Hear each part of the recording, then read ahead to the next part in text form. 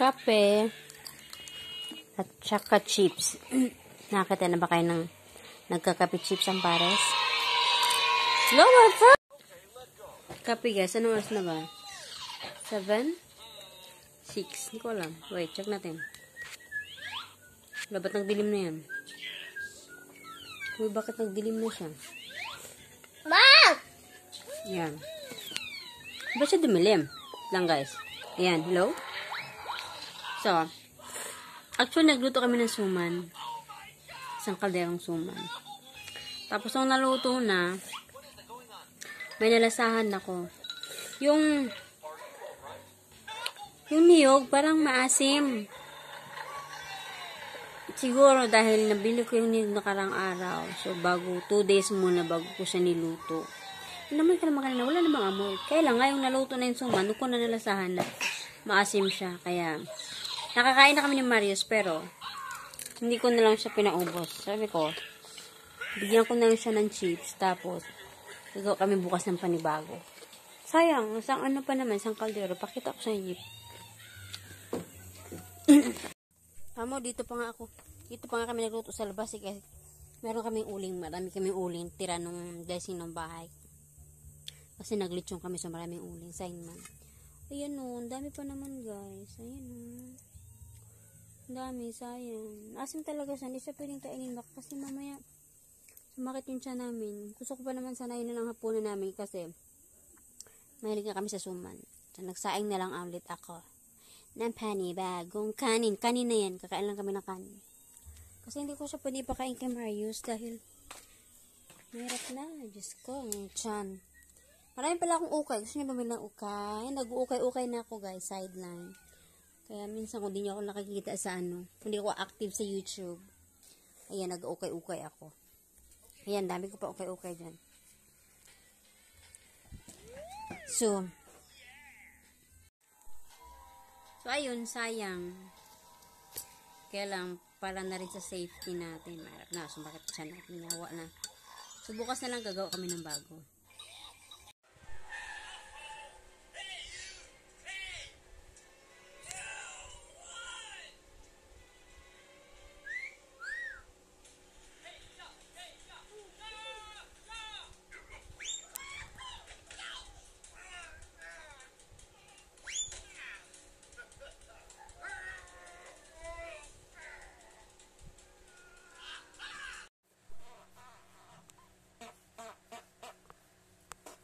Nice. I like to meet. No, this one. Only see this one. Yes. Thank you.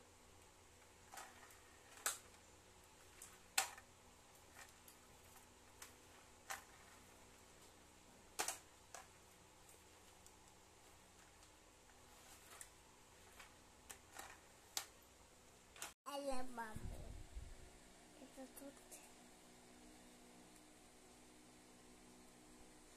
I love you. I love because my pitik.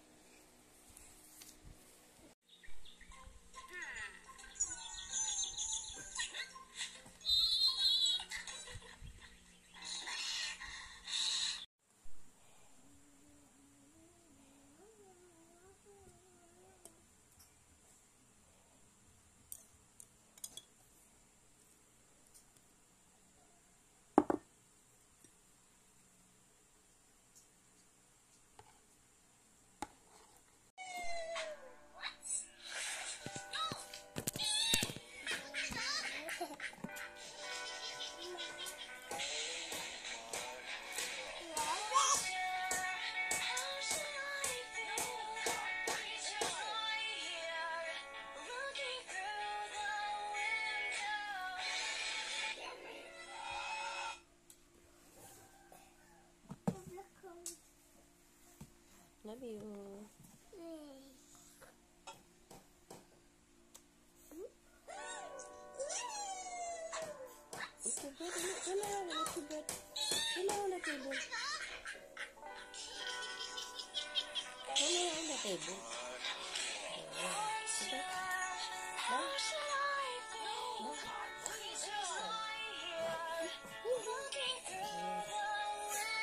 Take your bed.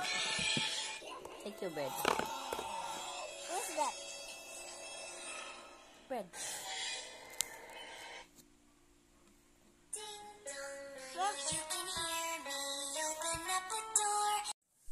Hi guys, good morning. Ayan, pang ilang araw na ba nagtrangkaso. So, hindi kami nakagawa ng suman. No! Wait. You play with Kuya outside, dali. Take your ball. So, hindi kami nakagawa ng suman kinabukasan. Dahil wala akong tira ng kaso. Ayan, pang ilang araw na ba ngayon? 4 days yata. Sorry. Tapos ito pa. Marius naman. Sorry kung mahina yung boses ko. Marius naman. Meron din siya. Nagkasinat din sa kahapon. So, dalawa na kaming may sakit. Natulan nyo kung ano masakit. Bukod sa nagkasakit. Charis. Yung walang mag-aalaga sa inyong dalawa. Yung naturing yung may asawa ka, pero di ka naman naalagaan. Hindi naman kayo naalagaan. Diba? Saya? Nag-asawa ka pa? Asawa ba, day? Diba? Ano silbi? Ano na lang siya? Dekorasyon. Biray-biray. Alam mo kung ano yung biray-biray? Yung banderitas na sinasabi tuwing Pasko. Oh, fiesta. Gano'n na lang. Ano ba silbi? Kasi di ka naman naalagaan kasi ang rason niya. Ay niya mahawaan. Kasi daw mahina yung kanyang ek. So, huwag natin pilitin. Kaya kahit mahirap, kahit masakit yung pakiramdam ko, kikilos pa din. Kasi wala kang choice. Wala namang ibang kikilos, kundi ikaw lang. So, diba? Mahirap. May sakit ka. Tapos, imbis na alagaan kami mag-ina, wala, ilang araw ng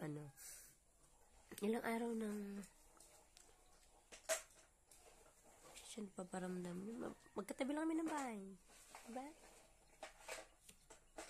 You know, it is what it is. Hi, Marius. Hi. Papakita ko sa inyo yung kubo. Update sa kubo. May atip na siya. Ayan, yung kapayas. Ano siya sa bubong. Anyway, hatakin ko na lang, itulak ko na lang siya palabas. May atip na siya. Hinan nyo. Ayan. May atip na. So, next niyan, sahig. Studying sa kwarto. Kasi may kwarto yan. Tapos na. Hopefully next week tapos na. Kasi target namin next week matapos. So, pagpasensyahan nyo na kasi hindi pa kami nakapagligpit. So, ganito ang itsura ng bahay kapag may sakit yung nanay. Tayo nyo naman. This is the reality. Kapag may sakit ang nanay, ganito kakalat ng bahay. Pero okay lang yan. Kasi, ganun talaga. Saka na lang tayo maglinis kapag okay na tayo. Kasi wala na ibang maglilinis dyan. Ako lang din. And ayan. Okay ko. Ay, okay ng tsahin ko. Tapos ito, i-donate namin to. 3 sako yan. Yung 2 niya sa likod. Kasi may nasunugan sa amin dito. May nasunugan dito sa sa Palawan, sa bandang bayan. Sa bandang bayan. Laki ng sunog. Ang daming bahay na tupok, as in, literal, wala talagang naisalba. Pero thanks God, kasi parang wala naman yata napabalitang may namatay. So, magdodonate ako na nag-collab kami ng tsahin ko. Magdodonate kami ng 3 sakong mga damit. Ukay niya, kasi yung ukay niya dati, tsaka ukay ko. Pinaghalo ko na. Tapos ito yung mga bago kong ukay pambenta na dumating. Ayan. Ito na lang natira, guys. Out of 122. Ayan. Yan na lang natira. Nakakatuwa kasi unang araw ko lang. Actually, pagdating ng ukay, alam nyo, hindi pa nga ako nakapagpa-picture talaga. Nag-teaser post lang ako. Tapos pinost ko sa Facebook. Ayun, sinugod mga kapitbahay. Sa ano lang, 4 na oras mula dumating yung ukay. Ayan, nabawi ko na kasi yung punan. Thank you, Lord. Ayun. Karating agad ng ukay. Nilantakan agad nila. So, ayan. May tubo na to. Ito lahat. Ito. Tubo lang to. So, thank you, Lord. Ang gaganda ng mga nakuha ko ngayon. Pakita ko sa inyo. Ayan. Ayan. Sige, ayan. Ayan.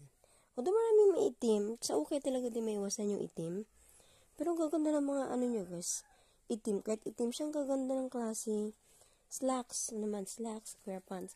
Ang gaganda kahit itim. Ayan. Konti na lang talaga siya. So, hopefully, pag maubos to, kasi ang order ko ng ukay, pa isa-isang bale para hindi siya mabigat, tsaka para hindi siya magtambak. So, pag konti na lang siya, ayan, bili na naman ako ng bago. Extra income ba? Para makita tayo kahit papaano. Kasi, magaan sa pakiramdam yung may sarili tayong kita kahit papaano, kahit bari-bari lang. Diba? Rocket inahan. Kay kinahanglan. Ito na. Ito na update sa kubo ni chicken. Kina natin. Tapos na yung sahig niya, guys. Ano, nakaiwan ng spaghetti. Ito naman. Pinamayenda ko sa mga panday. Yan. Okay. Yan, tapos na yung dalawang sahig ng balkon. So, ginagawa na namin yung kwarto. Sila pala, hindi ako. Ginagawa na nila yung kwarto. Careful. Malapit na. Itong harap, lalagyan pa yun ng net para yung pawid, pag humangin, hindi siya ilipad. Tsaka para mas matagal ba? Mas matagal siya masira. Ang ganda. Kasi ang design niya kasi is parang hagdang pala yan. Baba, mataas, ganun. Careful